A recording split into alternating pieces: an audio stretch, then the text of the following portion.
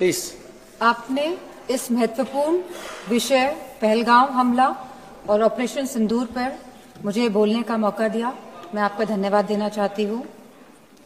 सबसे पहली बात जो मैं कहना चाहूंगी वो यह है कि हमें अपने देश की सेना पर गर्व है। उनके शौर्य, सामर्थ्य, पुरुषार्थ, साहस, पराक्रम, वीरता और बलिदान को मेरा शत शत नमन। हमारी सेना ने हमेशा मातृभूमि की रक्षा करी है और पूरी तरह समर्पित होकर करी है, और इस समर्पण के भाव को हम सदैव और इस समर्पण के भाव के लिए हम सदैव अपनी सेना के कृतज्ञ हैं और रहेंगे। सेना हमारा अभिमान भी है और सेना हमारा सम्मान भी है। सभी सैन्य बल और सुरक्षा बल जो वीर गति को प्राप्त हुए, उन्हें हमारी भावपूर्ण श्रद्धांजलि। बॉर्डर पर भारत के जिन नागरिकों ने अपनी जान गंवाई और जो घायल हुए, उन सभी परिवारों के साथ हमारी संवेदना है। पहलगाम की जो आतंकवादी हमला जो 22 अप्रैल को हुआ, वह कहीं ना कहीं भारत की सुरक्षा पर आघात था।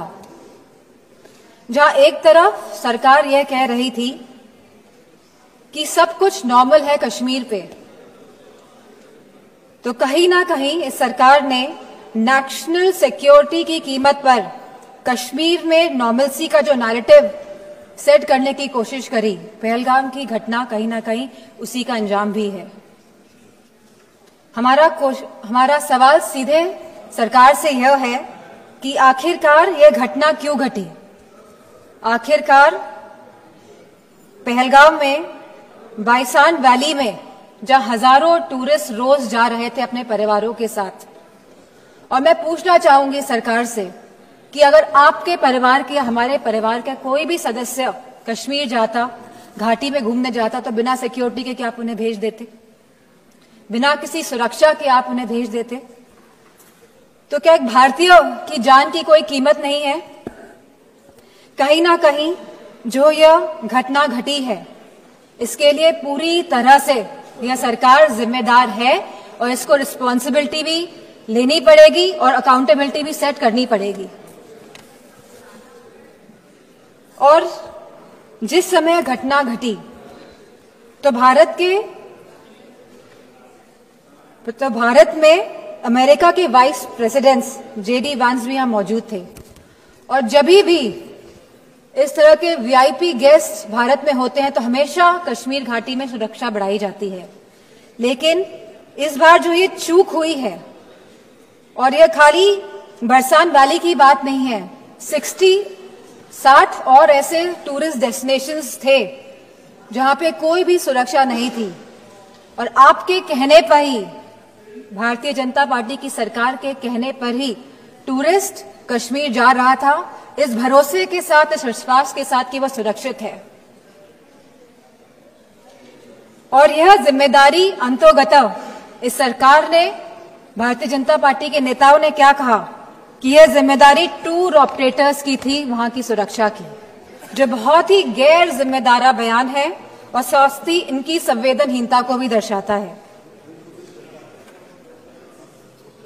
ऑपरेशन सिंदूर में जहां भारतीय सेना ने सटीकता से पाकिस्तान और पीओके के अंदर 9 टेररिस्ट कैंप्स या आतंकी ढांचों को तबाह किया, को निशाना बनाया, और जब हमारा पल्ला भारी दिख रहा था तो ये सीज फायर का जो अनाउंसमेंट हुआ, बात यह नहीं है कि सीज फायर का अनाउंसमेंट हुआ, बात यह है कि सीज फायर का अनाउंसमेंट किसने किया। किसी भी भारत के मंत्री ने या कोई भी भारत के ऑफिशियल हैंडल से यह अनाउंसमेंट क्यों नहीं किया गया? भारत के देशवासियों को क्यों यह सूचना एक अमेरिका के राष्ट्रपति के द्वारा मिली? सवाल इस बात का है। सेम। कहीं ना कहीं भारत की फॉरेन पॉलिसी पूरी तरह से फेल है। और जो ये विश्व गुरु का जो माहौल बनाया जा रहा है देश में और पूरे संसार, पूरे विदेशों में, कहीं ना कहीं ये भी पूरी तरह फेल है। क्योंकि ऑपरेशन सिंदूर के तुरंत बाद और सीजफायर के तुरंत बाद आईएमएफ ने $1 बिलियन पाकिस्तान को देने का काम किया है। वहीं वर्ल्ड बैंक ने $108 मिलियन पाकिस्तान को देने का काम किया है। एशियन डेवलपमेंट बैंक्स ने $800 मिलियन देने का काम किया है। I will finish in 2 minutes. वहीं यूएन सिक्योरिटी काउंसिल में पाकिस्तान को काउंटर टेररिज्म कमेटी का वाइस चेयरमैन बना दिया गया।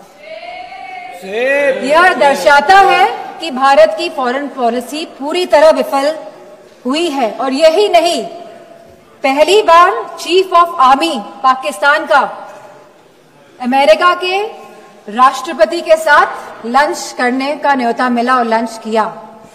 और बात यहीं पे समाप्त नहीं होती है। आज जनरल माइकल कुरेला को प्रेसिडेंट ऑफ पाकिस्तान ने प्रेस्टिजियस निशान ए इम्तियाज अवार्ड भी दिया है। तो ये रिश्ता जो पाकिस्तान का और जो अमेरिका का है, और इन रिश्तों के बीच में भारत का खड़ा है, सवाल इस बात का है। सवाल ये भी है कि अगर चीफ डिफेंस स्टाफ ने यह बात कही कि हमारे लड़ाकू विमान गिरे हैं, तो लड़ाकू विमान तो गिनती के हैं, आज नहीं तो कल तो पता ही चल जाएगा कि कितने लड़ाकू विमान गिरे। प्लीज मां। तो सरकार को क्या दिक्कत है बताने में? सर 2 मिनट्स कि please 1 minute, please conclude. Only 2 minutes last. 1 minute, 1 minute. कितने लड़ाकू विमान गिरे हैं, और ये लड़ाकू विमान जो गिरे हैं ये क्यों गिरे, ये भी सरकार को बताना पड़ेगा। सरकार पूरी तरह से, सरकार का इंटेलिजेंस फेलियर है। सरकार ये बात जानती ही नहीं थी कि जहां हम पाकिस्तान से लड़ रहे हैं वहीं दूसरा देश, हमारा पड़ोसी देश चीन, चाइना, पूरी तरह से समर्थन कर रहा था पाकिस्तान का। क्या ये इंटेलिजेंस फेलियर था या ये एक्शनेबल इंटेलिजेंस को इग्नोर किया गया? Please please please. तो मैं अपनी बात यहीं पे समाप्त करते हुए कहना चाहूंगी कि जो भारत का जो डिफेंस का बजट है, जो 1.9% ऑफ द जीडीपी है, इसको बढ़ाया जाए, इसको 3% किया जाए, और वहीं अग्निवीर जैसी योजना को समाप्त किया जाए। और जो लेटेस्ट टेक्नोलॉजी से जो आप लड़ाई हो रही है, जो वॉरफेयर चल रहा है, तो भारतीय जनता पार्टी की सरकार है तो वो जागरूक बने इसके प्रति। Thank you. धन्यवाद। Thank you.